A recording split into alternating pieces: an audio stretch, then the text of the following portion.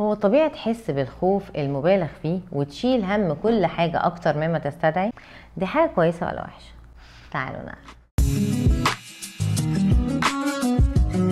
معاكم دكتورة هبة عبد العزيز، استشاري وأستاذ الصحة النفسية بجامعة اسكندرية. المشكلة إن القلق بدون تحكم منك ممكن يبعدك عن حاجات بتخوفك أو يقربك من حاجات بتطمنك. بمعنى ممكن يخليك تتفادى أو تتجنب الشيء اللي بيقلقك تماما أو تحاول تسيطر عليه تماما.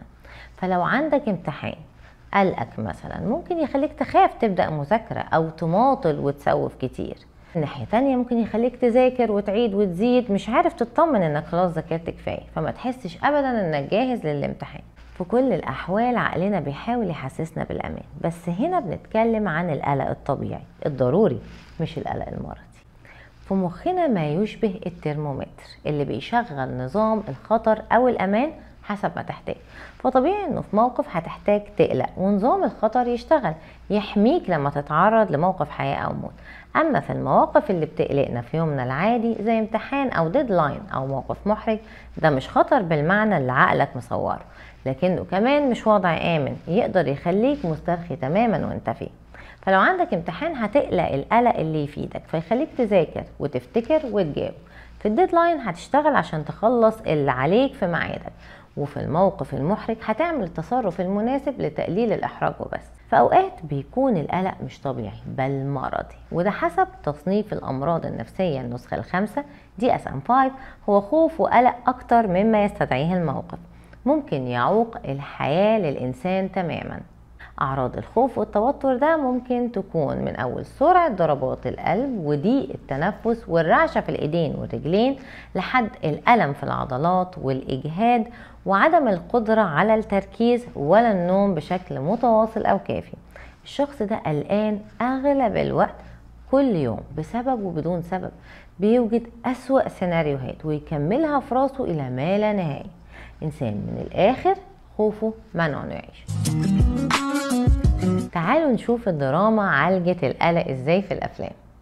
في فيلم The Secret Life of Walter Mitty، والتر بيعيش في خياله حياة وهمية من احلام اليقظة بدل ما يعيش حياته الحقيقية، وده maladaptive daydreaming ممكن يحصل في حياة الانسان المصاب بالقلق لتفادي الحياة لحياة بديلة.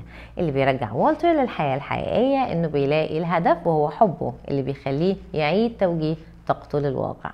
أما في فيلم The Perks of Being a Wallflower، تشارلي بيتخطى صدمة جديدة وفقد وبيخرج من معاناته وقلقه بمساعدة الأصدقاء الجدد. بعد ما كان خوفه من أحكام الآخرين عليه بيخليه يتفاداهم ويهرب للوحدة. بيقابل سام وباتريك اللي بسلاسة بيقدموه لعالمهم وبيحس بالانتماء. رحلته إنه يعرف نفسه لا تخلى من مطبات، لكنها بتبروز قوة الصداقة والتواصل وقيمتهم. في فيلم Punch Drunk Love، باري إيجن عايش مع القلق ونوبات الغضب. في الفيلم ده بيظهر التنمر من اخوات باري السبعة ودوره انه يكبر برهاب اجتماعي وعدم ثقة بالنفس، واللي بيخرج باري من الكومفورت زون حبه اللي بيخليه يتخلى عن السلبية ويغير حياته.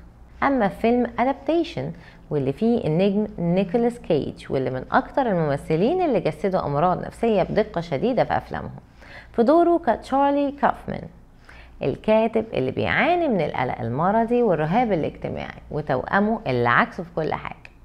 تشارلي مطلوب منه يحول كتاب للعرض كفيلم، وبيكتشف ان الكتاب غير قابل للتصوير كفيلم اصلا، ومع ذلك بياخد الريسك وبيعاني مع كل انواع القلق لحد ما بينهي السكريبت اللي كان دافع له لانه يتخطى قلقه ومشاكله. في 5 حقائق تدل ان قلقك بيخدعك. 1. قلقك بيوريك الامور اخطر واكبر من حجمها الحقيقي، واغلب الحاجات اللي بتقلقك لو اجلت التفكير فيها لما تهدى هتلاقيها ما كانتش تستاهل. اول حل استنى شوية لما تهدى وبعدين فكر تاني، او نام واصحى فكر. لو مصمم تفكر اعمل خطة امان، هتلاقي الموضوع مش بالسوء ده، ولو عرفت تعديها هتكون فخور بنفسك، وكمان في الاغلب هتتشجع تتخطى قلقك بعد كده. 2. انت بتتصور اسوأ سيناريو بس، مع ان الدراسات لقت ان 90% من اللي بيقلقنا مش بيحصل. كم مرة مخاوفك اتحققت وكم مرة ما اتحققتش؟ انت بتعرف تتنبأ باللي هيحصل دايما؟ طب ما تتنبأ بالخطوات الصح المضمونة وتعملها. شفت ان عقلك بيخدعك ويفهمك انه بيتنبأ بالوحش بس؟ فكر كده، الفكرة دي منطقية؟ 3. انت قلقان من حكم الناس عليك، هيقولوا ايه؟ عايز تعجب الناس كلها وترضيهم؟ كم مرة عملت كل اللي الناس عايزينه وبرضه معجبتهمش؟ في حد الكل متفق عليه انه هايل ومفهوش غلطة اصلا؟ لا لا، فكر تاني. الشخص اللي جه في بالك في كتير مش بيحبه او شايفين رأيه غلط او بيغيروا منه. 4. اما بقى لو انت اللي مش راضي عن نفسك، فتعالى نشتغل على ثقتك بنفسك. الواثق من نفسه بيتعلم من غلطاته اكتر من نجاحه، وعارف انه مش محتاج يكون سوبر عشان يكون كفاية، بس طالما بيعمل اللي عليه. مش انت بتفكر في حاجات ملهاش لازمة؟ على الاقل فكر في حاجات مفيدة، زي ازاي تتعلم تمارين استرخاء، ثقة بالنفس، تحديد اهداف، تركيز، يقظة، او اشتغل على اللي محتاج يتغير فيك. ما تقولش انا كده طالما كده ده مش مريحك. 5. دلوقتي هقول لك سر. كل حاجة بتقلقك او بتخوفك او توترك في غيرك بيقلق ويتوتر ويخاف منك. ممكن تجرب بنفسك، لو مش مصدق اسأل اللي حواليك، هتتأكد وتعرف ان كله عدى والدنيا ما وقفتش. القلق كله عبارة عن رغبة في الوصول لليقين، ودي حاجة كل ما تحاول توصل لها هتبعد عنها اكتر. محدش عارف اللي هيحصل ايه، بس محدش بيقف عشان مش عارف. افتكر كم مرة كنت بتقلق وتخاف من حاجات زمان ما بقتش بتخاف منها دلوقتي؟ وحش تحت السرير، الضلمة، صوت القطر، وكم حاجة ما بقتش تخاف منها خلاص. المشاعر بتتغير وانت كمان تقدر تغير حاجة.